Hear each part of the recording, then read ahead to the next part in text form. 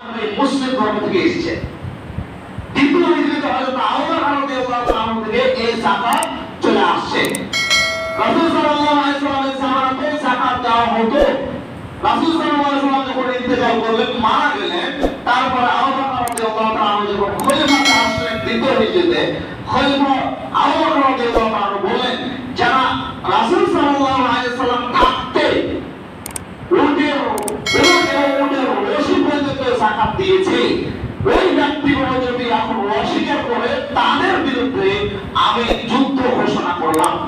এই সহিহ হাদিস, যা স্পষ্ট এখান থেকে বোঝা যায় যারা যাকাত দিচ্ছেন বা দিয়ে আসছেন তারা যদি আমরা অস্বীকার করে ফেলি, বা হয়তো টাকা আপনার সেই পরিমাণ হয়ে গেছে এখন দিব না বলা বলছেন, যদি আপনি না দেন তাহলে ইসলাম অনুযায়ী আপনাকে হত্যা করতে হবে, যেটা আবু বকর রাদিয়াল্লাহু তাআলা আনহু হাদিস অনুযায়ী আমরা স্পষ্ট বা এখানে বুঝতে পারছি। শুধু তাই নয়, কোন ব্যক্তি যদি যাকাতকে অস্বীকার করে তাহলে সে ব্যক্তি কাফের হয়ে মারা যাবে, কাফের হয়ে মারা যাবে। এবার চলেন যাকাতের গুরুত্ব সম্পর্কে আল্লাহ পাক রব্বুল আলামিন কি বলেছেন।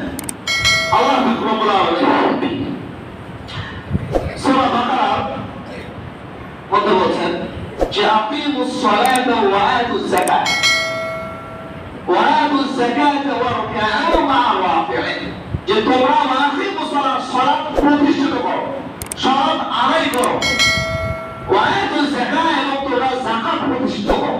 এটা আল্লাহ রাব্বুল আলামিনের আদেশ, আদেশ যা অপরিহার্য আমাদের করাই লাগবে।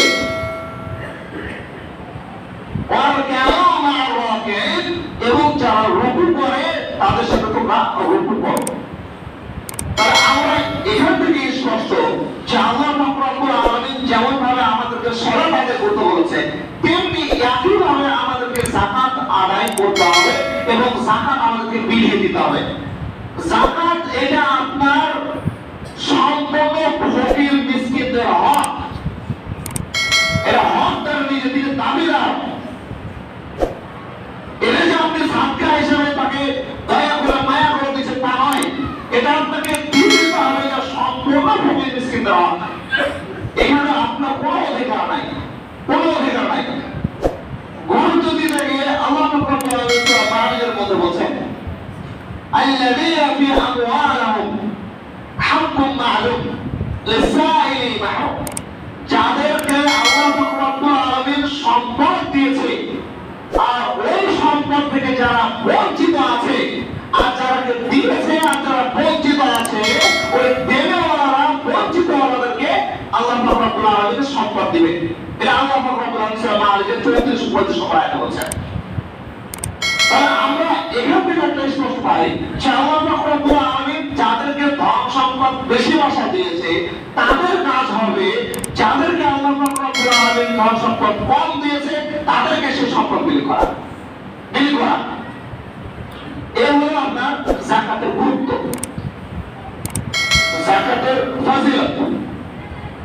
যাকাতের ফজিলত আল্লাহ পাক রব্বুল আলামিন সূরা বাকারার 3 নম্বর পারা দেখবেন 257 নম্বর আয়াত, যে ইন্নাল্লাযীনা আমানু, নিশ্চয় যারা ঈমান আনয়ন করেছে, ঈমান এনেছে, ঈমানের উপর অবিচল আছে, ঈমানের কাজ কর্ম করে যাচ্ছে, যারা ঈমানের দাবিদার,